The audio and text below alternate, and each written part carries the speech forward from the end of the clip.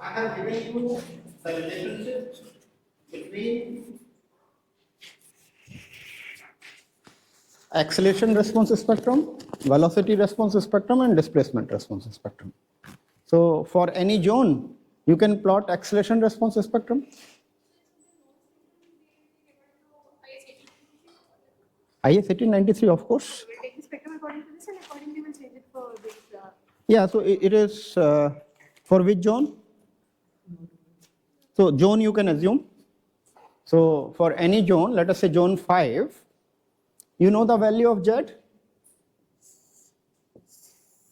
For zone 5, you can plot SA versus T. So mind, I have written SA versus T, not SA by G or SA by Z. So what will be this value? Let us say I am plotting it for MCE.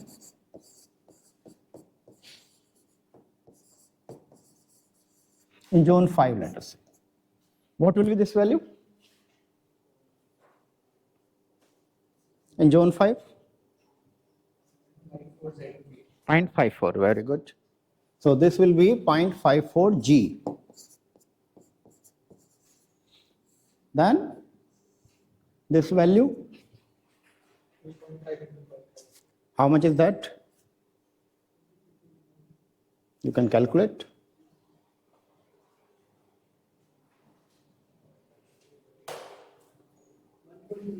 .35. It will continue up to 0.4 second. Then, if you are plotting it on rock, okay,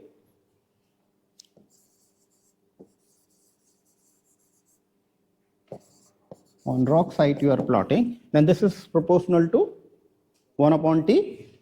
So what will be the value?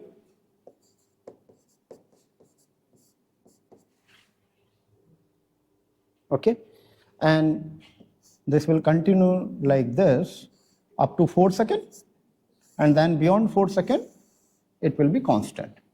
So how much is this value?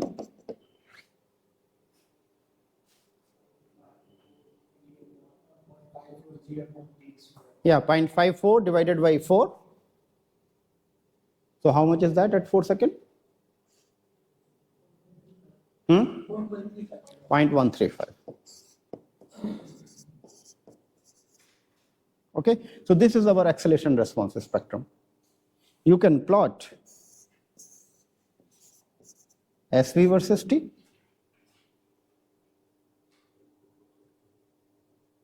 And what is peak spectral acceleration? Peak spectral acceleration is this, peak of spectral acceleration. So you can then plot the, it will be, okay, and then it will be constant. And what will happen to the velocity here? Again it will increase beyond 4 seconds. It will again increase linearly. Okay, so velocity is going to increase. What is the peak spectral velocity? The peak spectral velocity will be this. Okay, but I told you that this part of the code is not correct. Actually, it should have been 1 over T square.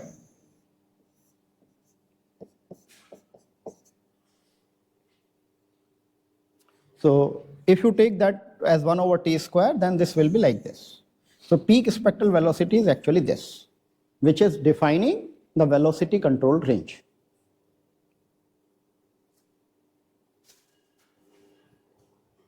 So this value, how much will be this value? Can you tell me? Can you calculate PSV? Peak spectral velocity in this case.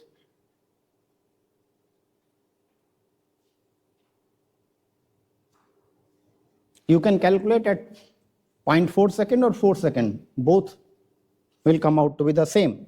So at 0.4 second it is 1.35 G, So meter per second into t square over 4 pi square. You can also calculate this as 4 second, that is 0.135 g into 4 square divided by 4 pi square. Both will come out to be the same because velocity is constant.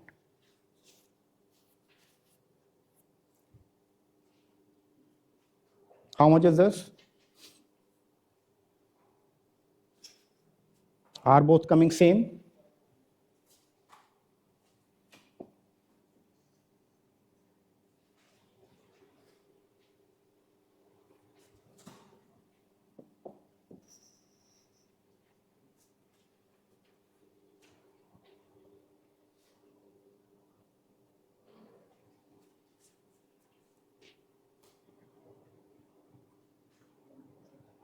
There's a difference of 0.1.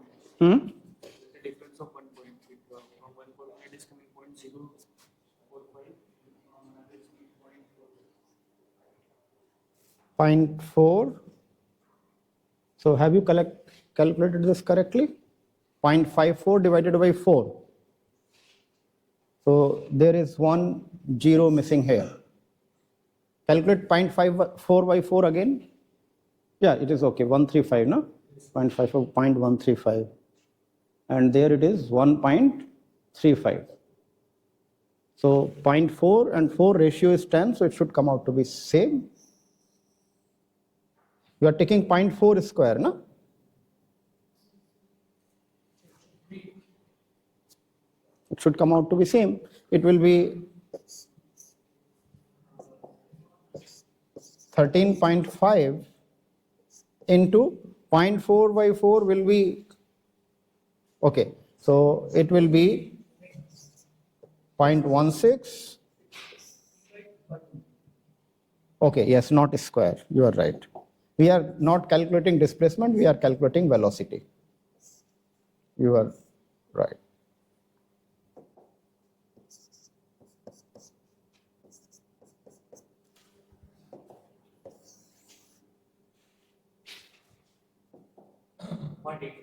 Point 85 units.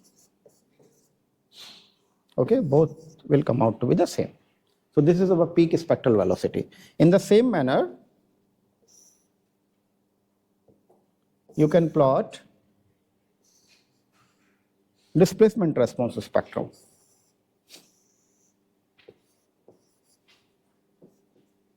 So it will be cubic parabola up to 0.4, then it will be cubic parabola up to 0.1, parabola up to 0.4, okay, and then it will increase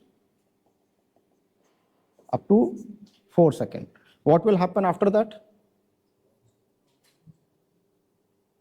It will increase because there it is constant and here it will increase parabolically. But as I told, this is wrong. In reality, it will be constant after that. So this is going to be your peak spectral displacement, PSD. How much will be that equal to? Value of SA there, 1.35 G into 4 square divided by 4 pi square.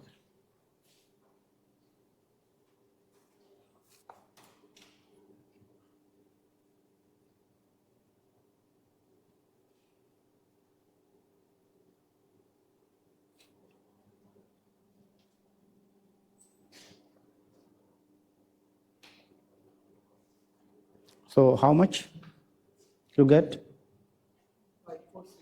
54? 0.54 meter. So in zone 5, any structure, any single degree freedom system will have maximum displacement of 0.54. More than this cannot occur. And this is not the displacement of the ground, keep in mind. This is the displacement of structure, spectral displacement. And this is the maximum value. Even if the period is more than 4 seconds, it is not going to increase. Do calculation again. So all of you are having calculators. Check it. Huh? 5 point?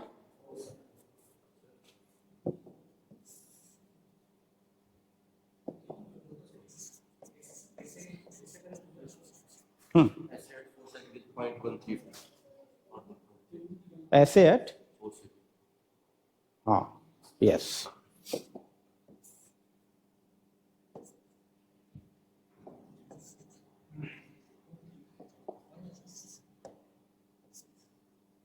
So how much you get? Hmm?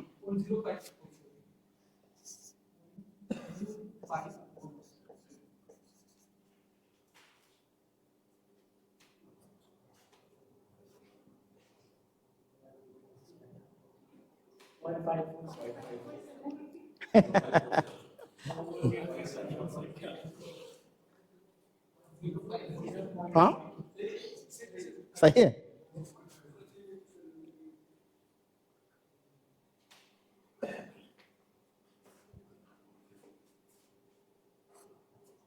sorry pi square is roughly 10, so this will cancel out, so it should be 0.54.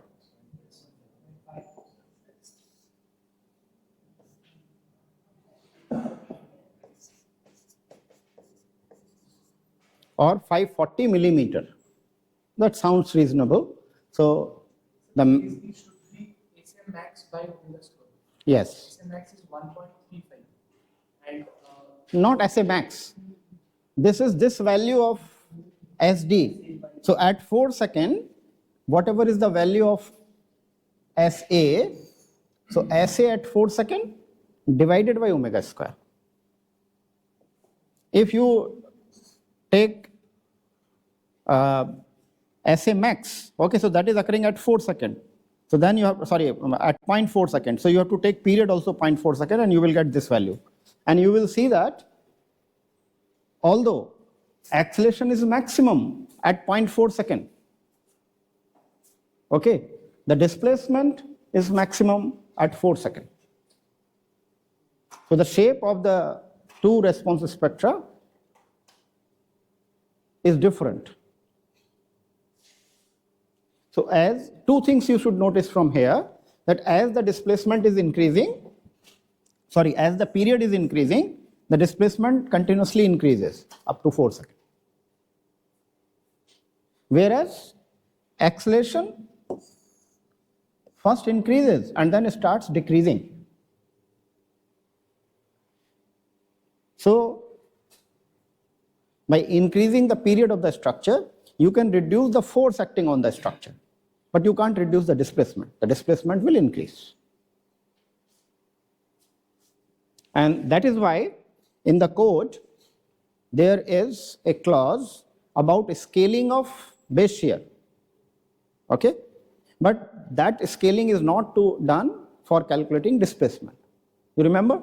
There is a clause about BB bar by BB correction, where BB bar you obtain from empirical formula. Okay, even if you are doing a dynamic analysis using response spectrum method or time history method, you have to scale the forces, member forces by BB bar by BB. Why? equivalent static and then response spectrum, this you need to calculate. Which is more accurate method? Equivalent static or response spectrum? So why you want to make it equal to equivalent static?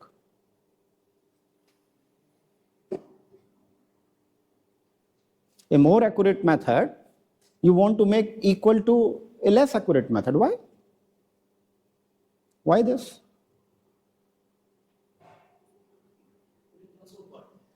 Yes? When we are making equivalent static, When we are? we are making the method from response spectrum method to equivalent. No, when you have to apply BB bar by BB correction. So while using response While using response spectrum method. Okay, that means mode superposition method. And also when you are using time history. So whenever you are using a dynamic analysis, that may be using response spectrum. By the way, when you are using response spectrum, is it dynamic analysis? How can you say dynamic analysis? Where you use dynamics in that when you are using response spectrum?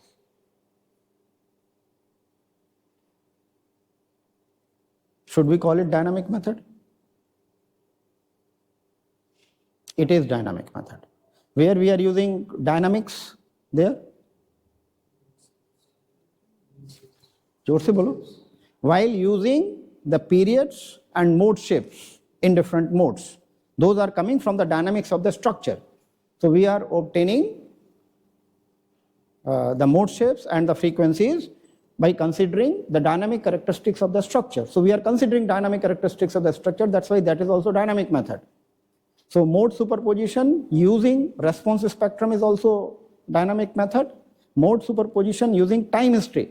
Do we do mode superposition using time history also? Have you heard about that? So mode superposition can be done using time history also. Okay, and you can do direct time history analysis where you solve the coupled equation which is written in the matrix form directly. Okay, so all the three, whether you are using response spectrum, you are using time history with mode superposition, or you are using time history with direct integration, these are all dynamic methods. Whenever you are using a dynamic method, you have to scale the member forces by a ratio BB bar by BB. Why? We assume that the minimum base share should not less than which is coming from static method. Why? That's the question. Why you assume that? Why you want to do that? When you have used more accurate method, why you want to equate it with a less accurate method?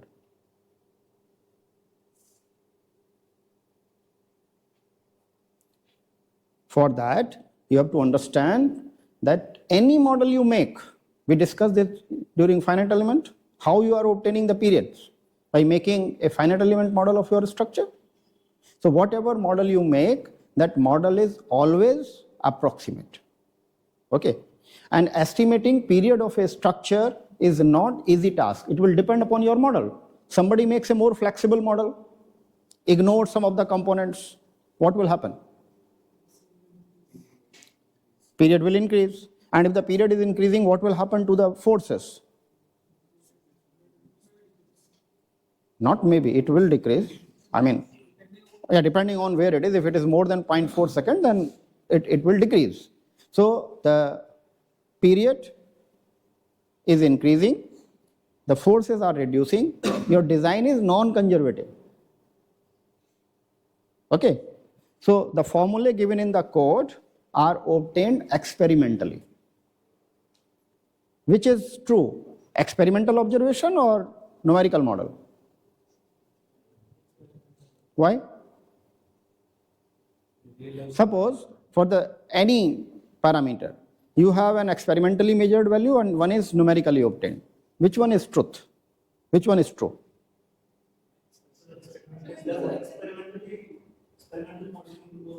Truth is experiment, nature, which you have obtained from the real structure. Okay, so whatever you have done on real structure, that is the truth. That will be considered more accurate. So those empirical formulae which are given in the code for different types of structures, those have been obtained from field observations, from measurement. Okay, so those are considered to be more accurate. So you can make a model which is more flexible. Okay, so to compensate for that flexibility, we have to increase the base shear to that which is obtained from that period. So when we are doing BV bar by BV, we are not equating with the static method. We are equating base shear with that which is obtained from empirical period. So it is not that we are equating the results of a dynamic method with a static method. No, we are putting a minimum base shear corresponding to the empirical results, empirical formulae, which have been obtained from experiment. Okay. Now, code says that you need not to do that while calculating the displacement. You have to do it for member forces, but you need not to do it for displacements. Why? Answer is here on board. You can see that. Why it is not needed in case of displacement. Suppose your model period is longer. You have made a more flexible model. Model period is longer. The displacement will be conservative or non-conservative? So it will be conservative. So if you are considering a longer period, generally our models are more flexible. You will get a longer period, and when you are having longer period, your displacement is already conservative. You need not to further increase it. It is already on higher side. That's why you don't need that scaling in case of displacement. That scaling is needed only for forces, member forces. How equivalent static is experimental but time history is not experimental? Again, I am saying equivalent static is not experimental. Equivalent static method is not an accurate method. Dynamic method is a more accurate method. But it will depend on the model, which model you are performing it. In equivalent static method, you can use the period obtained from analysis. You can use the period given in the code. Okay? So if you are using in equivalent static method the period obtained numerically, it will also be erroneous. So it is not the method which is accurate. The period which you are using, that is making the difference. So this is also called capping on design period.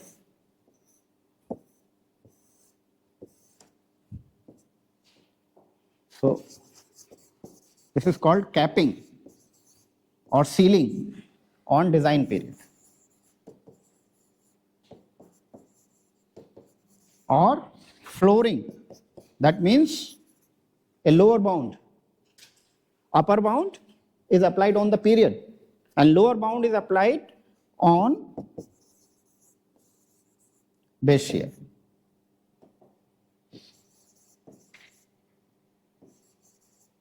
So we are controlling base shear. We are not controlling the method. Okay, if static method was more accurate, why we are using dynamic method? So we are compensating only for the error which we may make while calculating the period. So if our model is more flexible, we are compensating for that. But the distribution of the forces in different members, that we are not changing. What is the difference between static method and dynamic method?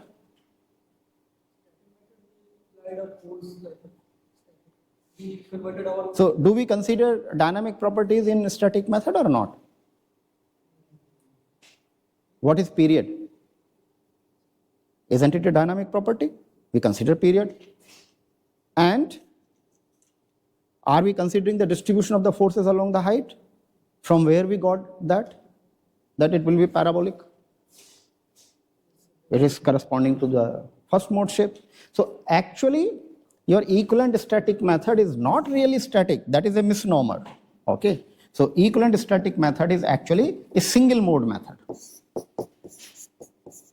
The better name will be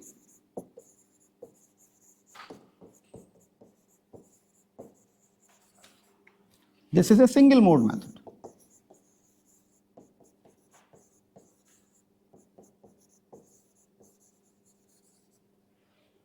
Whereas dynamic method using mode superposition, in mode superposition what we do? The same thing we do for multiple mode.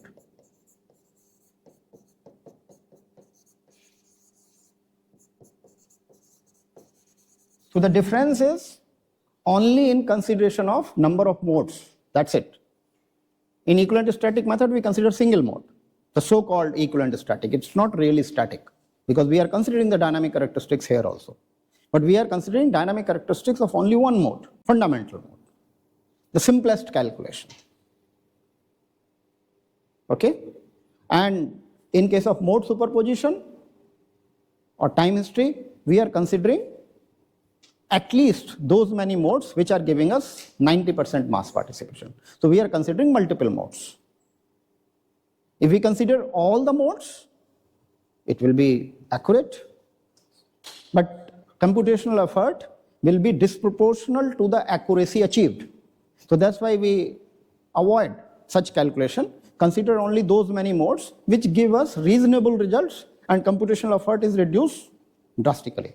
So we consider only 3, 5, 7 modes which give us 90% mass participation. Why it is not static, current static? Because we already defined its deformation. Okay, you think it like this. What is the difference between equivalent static method and response spectrum method?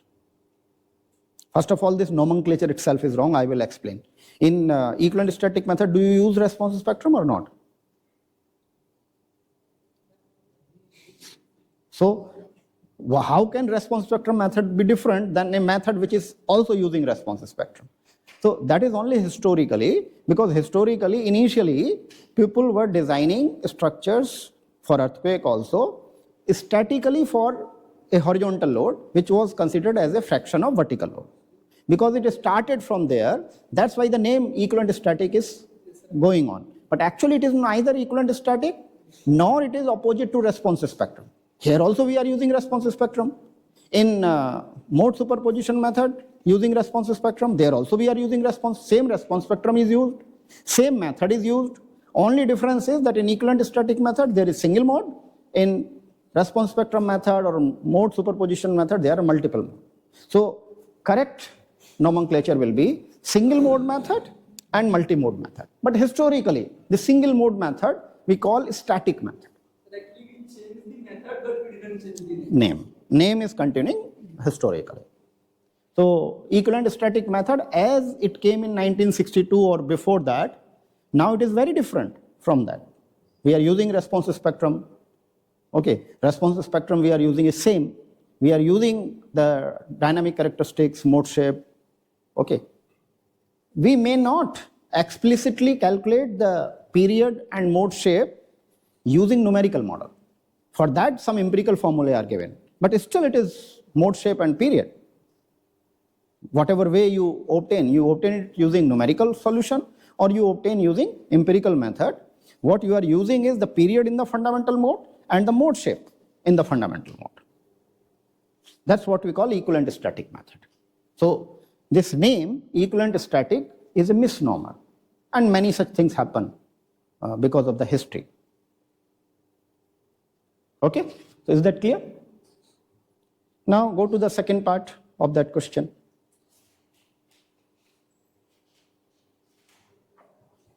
Maximum considered earthquake having 1000 years return period.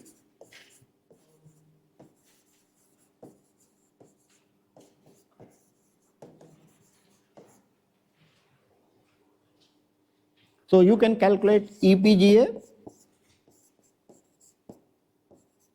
at MCE, that is 1.5 jet. EPGA at DVE is 0.75 jet. Okay. I have given you a formula for hazard curve by which you can obtain any return period or any spectral ordinate corresponding to any return period. Okay, if the value at 2 points is given, and what are those 2 points? One is SI 2 in 50 years, that is nothing but this, and SI 10 in 50 years, which is nothing but this. Using this, you can calculate SI corresponding to a return period equal to 1000 years.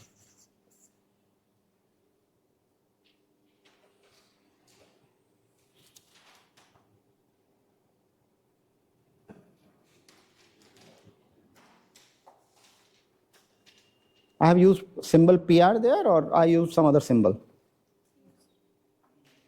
Yeah, average return period. So you can calculate that. So this will give you EPGA for ME. Once you know EPGA for ME, you can plot the response spectrum. How? The spectral shape, that is 1, 2.5, 1 by T. Okay, this is to be multiplied by EPGA ME. So this will be the response spectrum.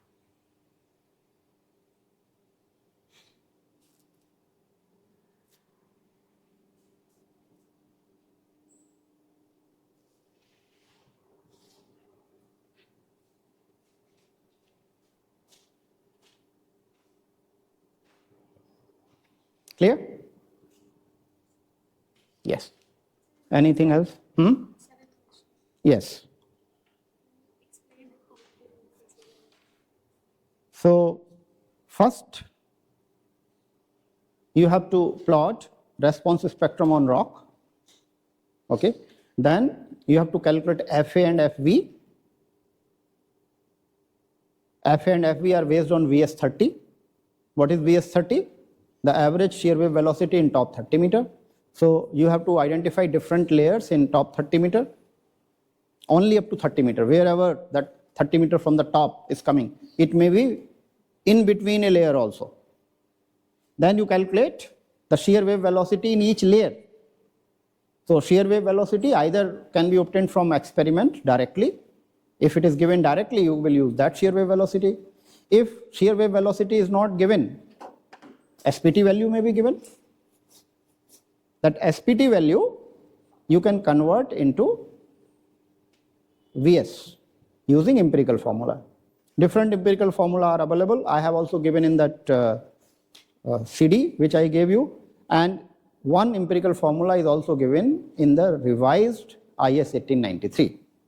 So revised IS 1893, which is in wide circulation, I think I have shared that also with you people. If not, we will share now. Just check in that CD whether the revised IS or IS 1893 under revision, I should say, it is yet not published. So you can look at that. So their formula to convert N into VS is given. Using that formula, you can convert this into VS, obtain average shear wave velocity, weighted average shear wave velocity in top 30 meters. Based on that, you can identify the class, and from there you can identify FA and FE. And then you can plot the response spectrum at soil site, soil surface from rock outcrop.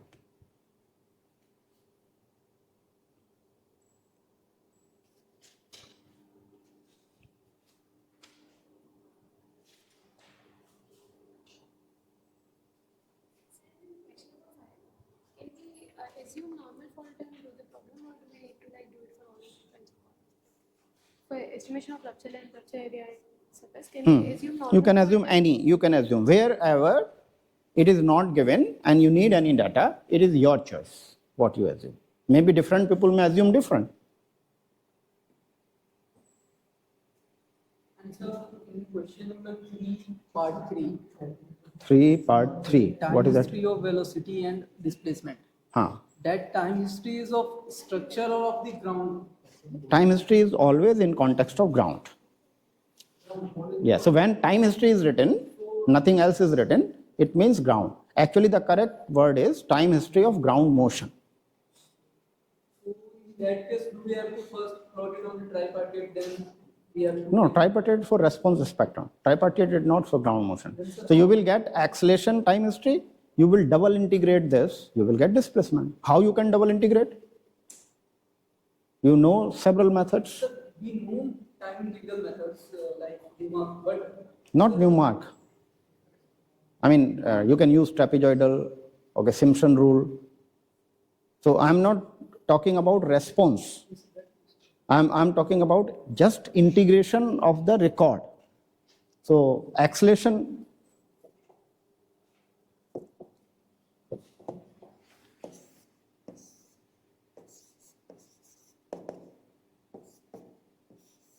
suppose I have drawn it on extended scale, so you can divide it into small intervals.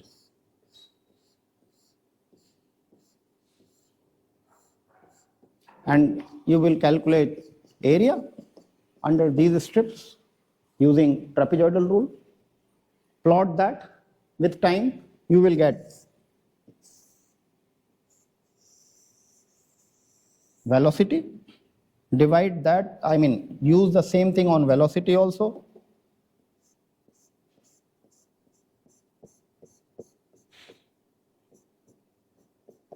You will get displacement.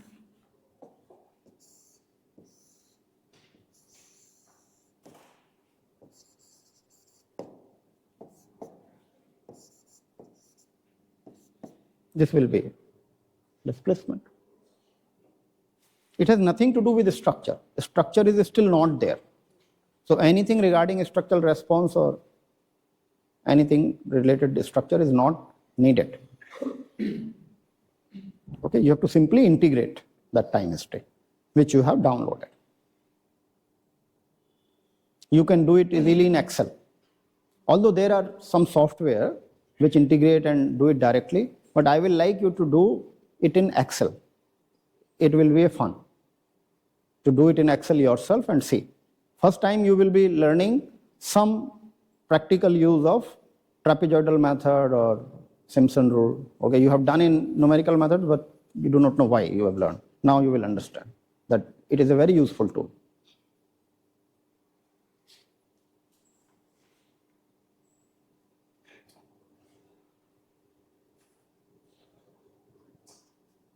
Based on this, then we can do software. Sorry, which one? Question number 3. What we have? Fourier spectrum, yes. For that you will need software. That you can't do in Excel or manually. For that you require a software. So look for any software which can plot you Fourier spectrum, so many MATLAB, and anywhere you can use it. Same thing is true with response spectrum. So if you are plotting response spectrum, then also you need a software. You can write your own software, but you can use available software also.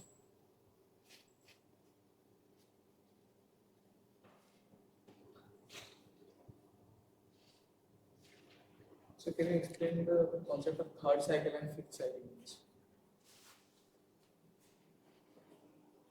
Let's take this itself. So the first peak is this. What is the second peak?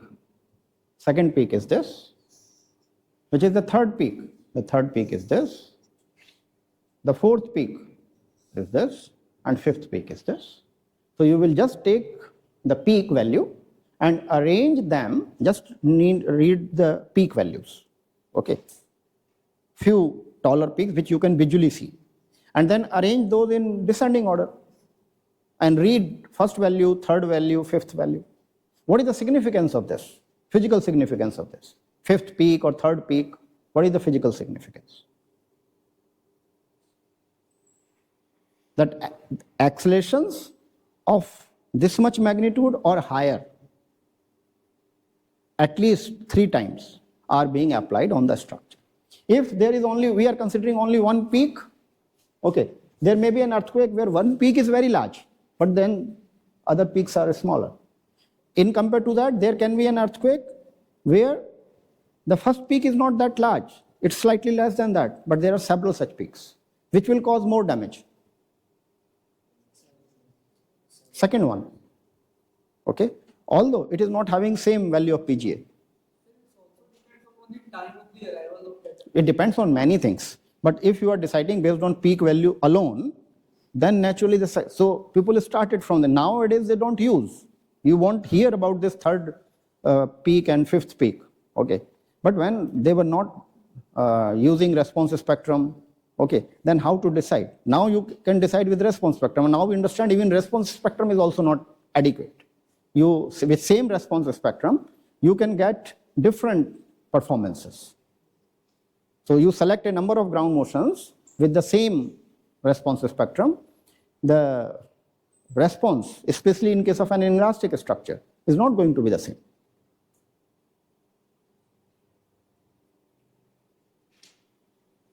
But initially, when all these tools were not available, people were not knowing things, then how to quantify it? So they were trying to quantify, determine different measures, intensity measures.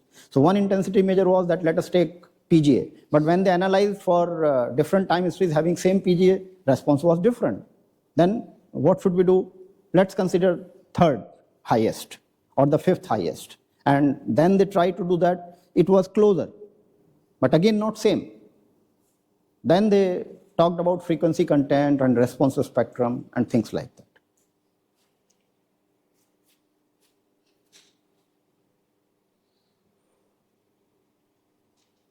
Any other question?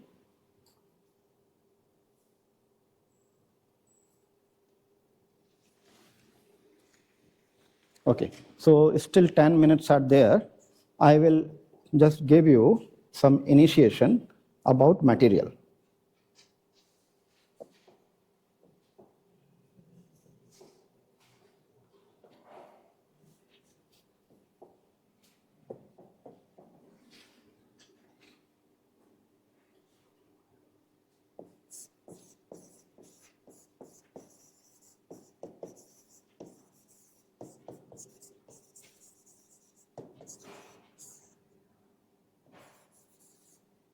Okay, all of you have studied concrete and steel. These two materials you have studied. You have studied in your BTech, you have also studied at least concrete in your first semester also. Okay, and then masonry also. So these are the three commonly used materials for civil structures in our country. In some other country, timber may also be used. Okay, so in our country, timber is not that common, but these three materials are very common. Can you plot the stress strain curve of these three materials? Please plot on your copy. Stress versus strain. How will it look like?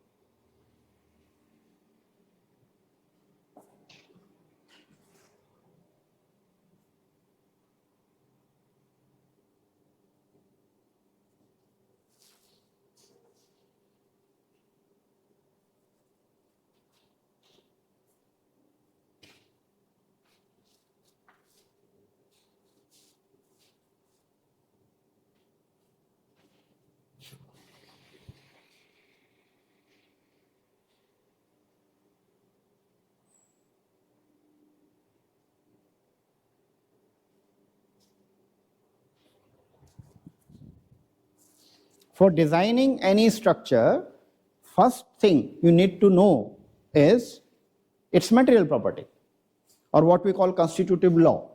We talked about constitutive law in finite element method. What is this constitutive law? Stress strain behavior. So you can't design using a material until unless, this is the first step, to know its stress strain behavior.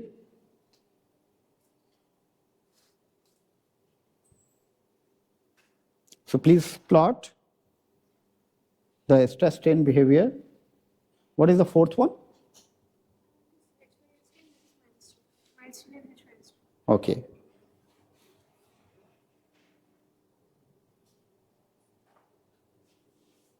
Now also plot the values of stress and strain for M20 concrete and M40 concrete on the same graph. What will be the value for M20? What will be the two graphs? One for M20, another for M40 on the same, with values of stress and strain. Fe250 and Fe415. Masonry I will come later. Let's first understand concrete and steel. Plot this.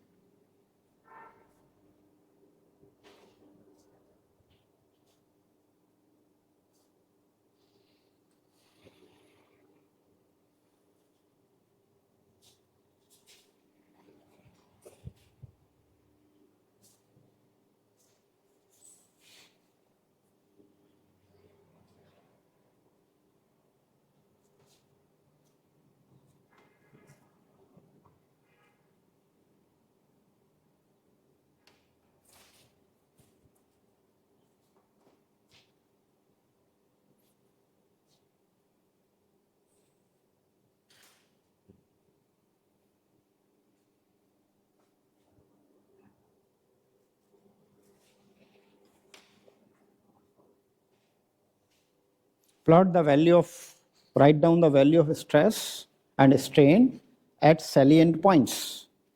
Salient points, for example, where yielding is occurring or where the peak is there, and ultimate, where that is failing. That value also you should write.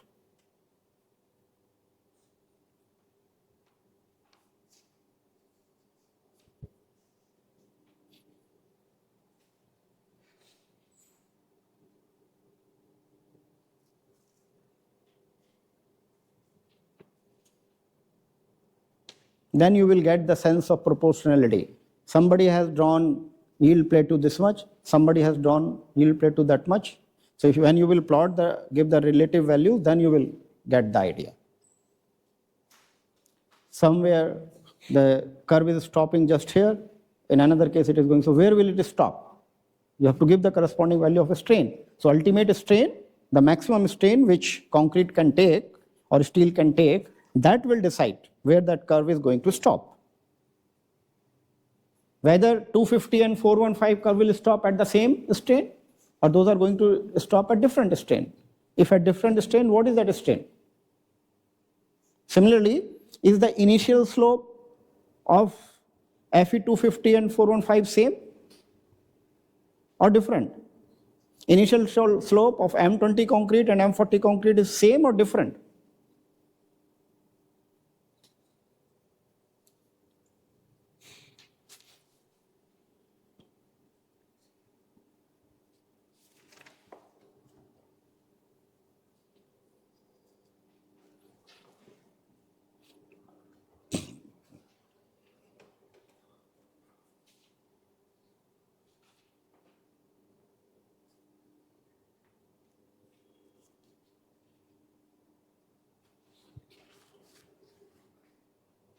Nobody has plotted correctly. The stress strain curve of concrete is like this. It achieves a peak and then it comes down. This value is 0.002 and this value is 0.0035, which is given in our code, but actually it may be anywhere between 0.004 to 0.005. So it is not just stopping here. It's double of this.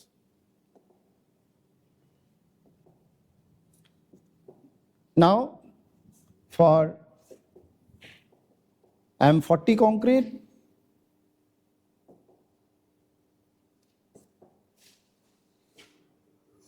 this peak strain remains same and ultimate strain remains same. Okay? What are these values? How much is the stress for M20 at peak?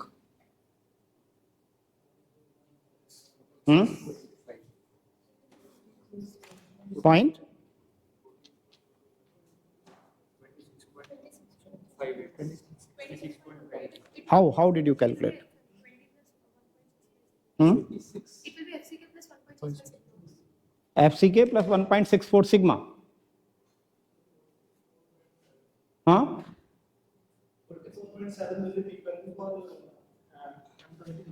How did you calculate? So modulus of plasticity E equals to 5000 into FCK, then multiplied with the standard. So that will correspond to this value. Sorry.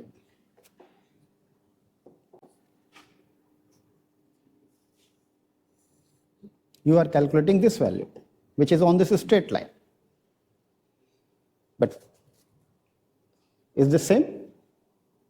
So this formula will not work. In case of concrete, it is not going to work. That will mean that our stress strain curve is linear right up to the peak, which is not in case of concrete. In case of concrete, it is actually parabolic. So what is this maximum value? FCK plus 1.64 sigma. This is in cube or cylinder or structure. Which one you will like to plot here? In structure, in cube or in cylinder? Are these same? The concrete strength which you are getting in cube and cylinder and structure, are these same?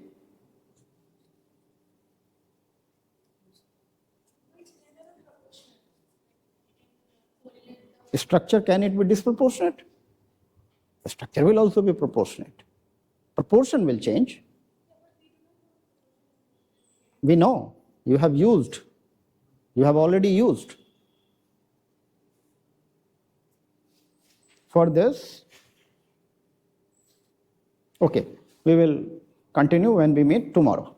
Tomorrow we are having 4 to 6, no? Okay, so 4 to 6, we will continue from here. Think about it. Is the question for you is, it is available in all the books. Only thing is that those initial chapters you have not read. So initial chapters it is given. So you can read Priestley's book or Mohile's book, which I have given you. Just read and try to understand, is the strength of concrete in cube, cylinder and structure, it's same or different? If it is different, what is the relationship? And that relationship you have already used. It is not a new relationship. You already know. You have used it. You might not have noticed that what you are using. Okay? So think about it. We will talk. I will stop here.